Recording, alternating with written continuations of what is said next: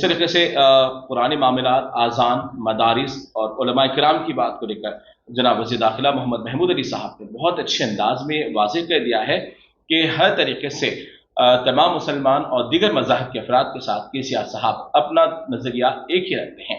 चलिए, एक आपकी अपनी ज़िंदगी से जुड़ा हुआ एक अहम सवाल जो हमारे नाज़रीन के लिए भी है और कुछ लोग आपको चाहने वाले भी हैं, तो उनके ज़बानों पर कुछ अल्फाज आपको लेकर होते हैं कि अक्सर इमाम ज़ामिन आप KCR साहब के हाथ पर बांधते हैं और हाथ भी उनको चूमते हैं। तो क्या ये मामले में इमाम ज़ामिन का बांधना, ये क्या रसूमात से आप अदा करते हैं या फिर उन्हें खुश करने के लिए करते हैं? देखिए, इमाम ज़ामिन जो है हिफाजत के लिए बना जाता है जी। और KCR साहब ने कई तकारीर में कहा उन्हें एतकाद है। देखिए, उसमें कोई कुछ लिखा नहीं रहता। इमाम ज़ामिन जो होता है ना, मैं भी आपको मंगा के बता दूंगा मेरी गाड़ी में से, उसमें कुछ नहीं लिखा रहता। यानी गाड़ी में हमेशा रहता है, बिल्कुल रहता है, क्योंकि उनको भी एतकाद है। एक बार जो है हमारे पंजाब के चीफ मिनिस्टर और दिल्ली के चीफ मिनिस्टर CM साहब के घर पे थे, तीनों मिलकर जा रहे थे। मैंने इमाम ज़ामिन बना तो दिल्ली के चीफ मिनिस्टर केजरीवाल ने CM साहब से पूछा क्या है जी, तो CM साहब ने कहा मैं तफसील से आपको प्लेन में बताऊंगा, मेरी वापसी की जमानत है। क्या बोले? वापसी की जमानत है। तो हमारे बड़े बुजुर्ग हमेशा जब भी हम सफर पे जाते थे तो इमाम ज़ामिन बनते थे, उसमें हम कुछ पैसे भी रखते थे ताकि वो आने के बाद वो पैसे सबका समझकर गरीबों में जान के सबका इस तरीके से देते। तरीका होता है वो, यानी आपके साथ लगा हुआ जो पैसा होता है वो जान की अमानत डेफिनेट। वो आने के बाद उसमें हमारे किसी किस्म के ईमानी नुकसान नहीं है। हमारा KCR साहब का अपना खुद भी उस पर अकीदा है। फिर उसके साथ हाथ चूमना, तो हाँ, वो तो हमारे बॉस है जी। हम तो हमारे बॉस है KCR, क्या समझे जी। हम बड़ा एहतराम करते हैं KCR साहब का जी। हम अपने फादर ये समझना कि लोग हमको चीफ मिनिस्टर साहब जो है होम मिनिस्टर दिए या डिप्टी चीफ मिनिस्टर, और मैं जो है आपको एक बताता हूँ अब्दुल्ला साहब जी, मैं हलाल रोजी खाता हूँ, अल्हम्दुलिल्लाह हलाल रोजी खाता हूँ। वो जो मेरी तनख्वाह है 3 लाख रुपए, उसमें टैक्सेस जाते हैं। उसके अलावा 1 रुपए का मेरा वादा रहता हूँ। आपके फोन में बोल रहा हूँ, चैलेंज से आप बोल दीजिए कहीं भी। मैं जब हलाल खाता हूँ जी तो मेरे उस्ताद का मैं एहतराम करता हूँ। KCR साहब यकीनन मेरे उस्ताद है जी। मेरे बाप के बाद मैं अगर किसी को मोहब्बत करता हूँ तो KCR साहब से करता हूँ, और मैं जब तक जिंदा रहूंगा KCR साहब के साथ रहूंगा जी।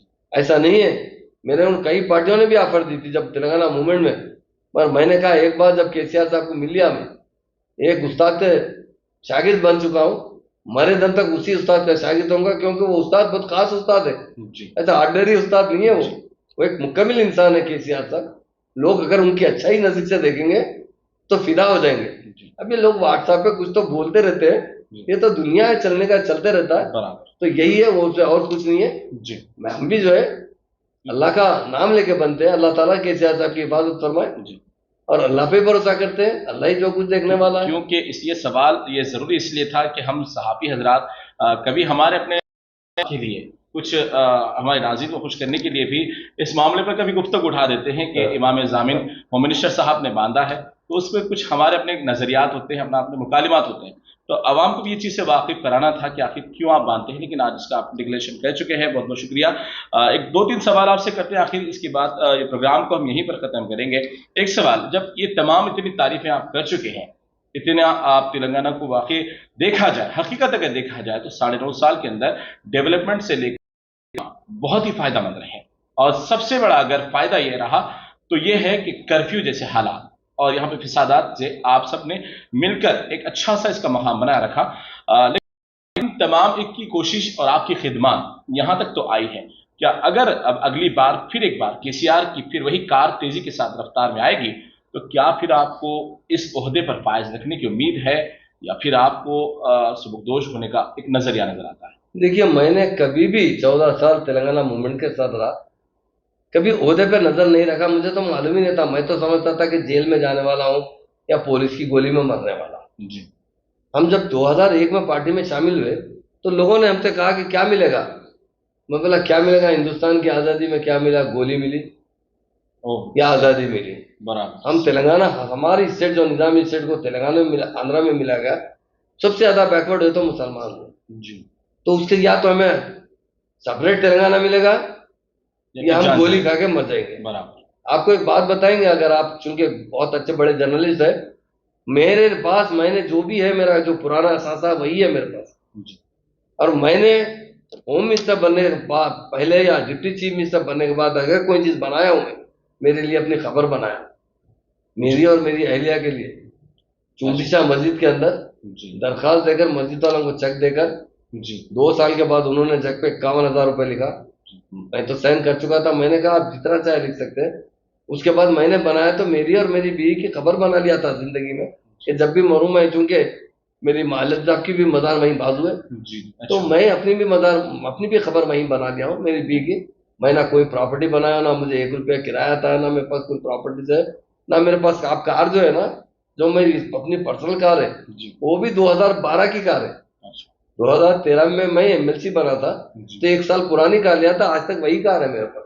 मैं क्या नहीं करा, रेवेन्यू मिनिस्टर रहा, बराबर आज होम मिनिस्टर रहा, बहुत सादा रहता हूँ मैं, बिल्कुल मामूली कपड़े पहनता हूँ। पर एक बात जरूर आपसे कहता हूँ, तेलंगाना बनने के बाद जो मुसलमानों को फायदा पहुंचा है, पिछले 60 साल 50 60 साल बराबर 65 साल में कभी नहीं पहुंचा। बराबर बात आपका बजट बताता हूँ, पिछली 10 साल की बात कर रहा हूँ, 2004 से 2014 तक कांग्रेस की हुकूमत, जी 2014 से 2023 तक बीआरएस की हुकूमत। जी आप देखिए 2004 से 2014 तक जुमला 1,000 करोड़ भी खर्चा नहीं किया गया माइनॉरिटी डेवलपमेंट पर, जी और आज 2014 से लेकर 2023 तक 10,000 से चिल्लर 10,800 रुपए 10,800 करोड़ का खर्चा किया गया। ये मामूली बात है। एक ही बात, कई चीज इसमें नहीं आते। आसरा पेंशन है, सारे मुसलमानों को दिया रहा है, माइनॉरिटी डेवलपमेंट में सीएम साहब एक बात कहे, जनरल स्कीम में तो सबको फायदा पहुंचना चाहिए, जी पर माइनॉरिटी स्कीम के अंदर 2 बात बोलता हूं आपको, ज्यादा नहीं। शादी मुबारक कभी कोई बोले नहीं थे, शादी मुबारक के अंदर, शादी के अंदर सीएम साहब ने 2,66,000 मुस्लिम बच्चों की शादी करवाई है 9 साल में। 9 साल बड़ी बात और खर्चा कितना किया है? 2,340 करोड़ रुपए सिर्फ माओं के अकाउंट में गए उनके। आप बताइएगा, मुसलमानों के अकाउंट में, उनकी माओं के अकाउंट में 2,340 करोड़ जाते हैं तो क्या छोटी रकम है? बताइए। बड़ी बड़ी रकम, बड़ा एक जिम्मेदारी का बोझ उनसे हटा है। इमाम और मोहसिन हजरात के अकाउंट में, वो तो बड़े बेचारे क्या रहते, उनके अकाउंट में क्या 304 करोड़ रुपए इमाम और मोहसिन हजरात के अकाउंट में अब तक गए हमारे पास। ये हमारी तारीख है, आपको मैं अकाउंट से बता रहा हूँ, पूरा अकाउंट आप चेक कर सकते हैं। जितना फायदा मुसलमानों को पहुंचा है रेजिडेंशियल स्कूल से। हमारे बच्चे इस मरतबा 11 बच्चे तो एमबीबीएस में दाखिला लिए, जी हाँ देखा है। 100 चिल्लर बच्चे, 153 बच्चे तो बीडीएस में दाखिला लिए, 1500 बच्चे इंजीनियरिंग में दाखिला लिए। अगर ये तालीम हमको 50 साल पहले से मिलती तो कोई मुसलमान का बच्चा पान के डब्बे पे, पंचर की दुकान पे नहीं दिखता था आपको, होटल में टेबल पूजने वाला नहीं दिखता था। यकीनन होटल का गोल भी बहुत बड़ा है, अच्छा तालीम में आता होकर काम करते थे। आज गुर्बत की निचली सतह पे जिंदगी गुजारने वाली कौन सी काम है? आप देख लीजिए, एसटी गरीब नहीं है, एसटी गरीब नहीं है, गरीब है तो मुसलमान है जो माशी हाल से तंग है। आप देहातों में हम जाते हैं, इंटीरियर हम जाते हैं इलेक्शन के टाइम, हम जब गरीब से देखते हैं मुसलमानों को, हमारे आंख में खून के आंसू आ जाते हैं। क्या जिंदगी इनकी, क्या तकलीफ में।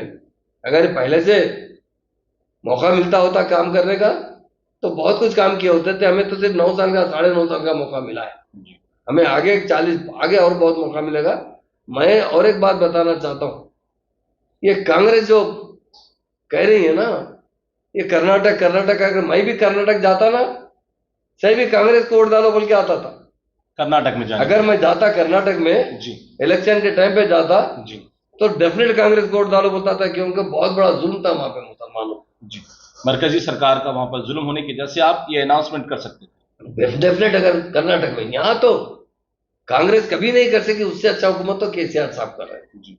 हिंदुस्तान में नंबर 1 तरीके से, जो आप बताएं, मैं बार बार कहते रहता हूं, हकीकत में नंबर 1 केसीआर साहब है, नंबर 1 सीएम है, नंबर 1 सेकुलर है, नंबर 1 मुसलमानों के हमदर्द है, नंबर 1 मुसलमानों को तरक्की दिलाना चाहते हैं। ये रेजिडेंशियल स्कूल खोलना मामूली बात है, बताइए। उसे अपग्रेड किया गया इंटरमीडिएट, और उसके बाद अब डिग्री कॉलेज, इंजीनियरिंग कॉलेज आ रहे हैं।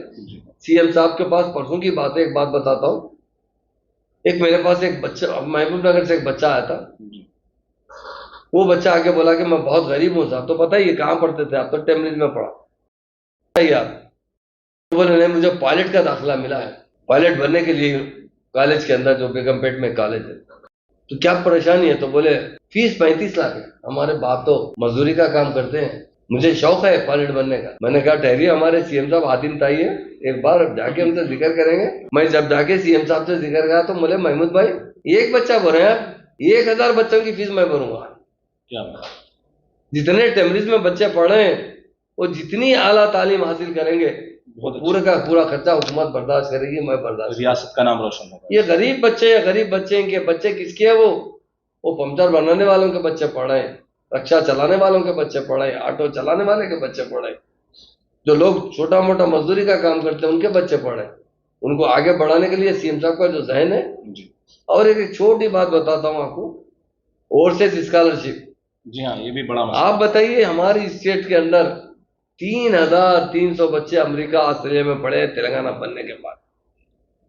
इतनी अच्छी स्कीम है जिसमें एक बच्चे को 20 लाख रुपए दिए जाते हैं, वो नॉन रिफंडेबल है। मैं बैठा था, हमारे ऑफिसरों ने कहा साहब ये बहुत बड़ी रकम है, इंस्टॉलमेंट में वापस लेंगे तो बेहतर होगा। सीएम साहब ने क्या कहा, मेरे बेटे केटी रामाराव को मैं अमेरिका पढ़ाया, मेरी बेटी कविता को मैं अमेरिका पढ़ा, मैंने कभी एक पैसे की उम्मीद नहीं की। ये गरीब बच्चों से, उनके माँ बाप गरीब है, मैं किस तरह वापस ले सकता हूँ? ये ग्रांट है, हमें कोई वापस लेने की जरूरत नहीं। हम ये गुजारिश करेंगे और जब बच्चे बड़े हो जाएंगे, काबिल बन जाएंगे, तो अपने खानदान की किफालत कर लिया तो बेहतर। अच्छी बात। ये सीएम साहब की सोच है। लेकिन एक दो सवाल यहाँ पर कर लेते हैं। जैसा कि रियासत के अंदर अब आपका गठबंधन मजलिस इत्तेहाद मुस्लिमीन के साथ बना हुआ है, तब देखा गया है तो एक दूसरे की पार्टी सबकत हासिल करने के लिए भरपूर कोशिश करेगी, लेकिन इस बार मामू भांजे की सियासत पर बात चल रही है, तो क्या इस बारे में कहेंगे? सर देखिए, कोई अलायंस नहीं है, आपको कौन बता दिया मजलिस से अलायंस? हमारे दोस्त है जी, हम भी लड़े, चांदनार से हम भी लड़े, चांदनार से अकबर साहब भी लड़े, हम भी लड़े जी। कैसा दोस्ती है बताइए? हम बिगड़ा थोड़े ही दिए। तेलंगाना मूवमेंट में वो हमारे साथ नहीं थे 14 साल। तेलंगाना बनने के बाद असद साहब ने कहा कि हम 63 सीट जीते थे, कोई भी 2-4 एमएलए खरीदे तो हमारी हुकूमत को खतरा हो सकता था। बराबर उन्होंने साथ देने का पेशकश किया, सीएम साहब ने उसे कबूल किया और उसके बाद हमारे साथ चल रहे हैं। और बहुत से चीजों में हमारे साथ जब जब कोई मसाइल पैदा होते हैं वो मदद भी करते हैं। और हम भी उनके एरिया में, आप देखिए ओल्ड सिटी कैसी हो सकी, गोल्ड सिटी की तरह बन रही है। मूसी बन जाने दीजिए, उसके बाद ओल्ड सिटी की खतर बताएगी। ओल्ड सिटी की आवाम तो कुछ नाराज नजर आती, क्योंकि जो डेवलपमेंट आपके न्यू सिटी के इलाकों में हुआ, जैसे हाईटेक सिटी गच्चीबौली इधर साइड में जो हुआ, पुराने शहर के कई इलाके अभी भी ऐसे ही मुतासिर हैं। डेफिनेट आगे हम अभी प्लान करेंगे, क्योंकि पुराने शहर जी अगर मास्टर प्लान लाया जाएगा बहुत से लोगों को मुश्किल हो जाएगी। हम चाहते हैं कि पुराने शहर में भी हाई राइज बिल्डिंग बनेंगे। आप मूसी के लिए सीएम साहब का प्लान कितना है मानो? 75,000 करोड़ से 1 लाख करोड़ का प्लान है उनका। अगर एक बार मूसी बन जाएगी ना, मूसी की साइड से जो कॉम्प्लेक्सेस बनेंगे और मुसलमान उसमें शिफ्ट होने लगेंगे और ओल्ड सिटी को डेवलप किया जाएगा, मास्टर प्लान लाया जाएगा ताकि मुस्लिम भाई को तकलीफ ना हो, क्योंकि मुसलमान बहुत गरीब है, इसलिए उतना ज्यादा वहां पर उन्होंने कोई चीज के लिए डरते हैं कि मेरा मकान टूट गया तो बनने में कितने बरस लग जाएंगे, कहाँ से किराया दूंगा। हम डेफिनेट ओल्ड सिटी को भी, आपसे वादा कर रहा हूं मैं, गोल्ड सिटी बनाने का हमारा प्लान है। आप देखेंगे हम और 10 साल हुकूमत करेंगे तो हर तरीके से ओल्ड सिटी को डेवलप करेंगे।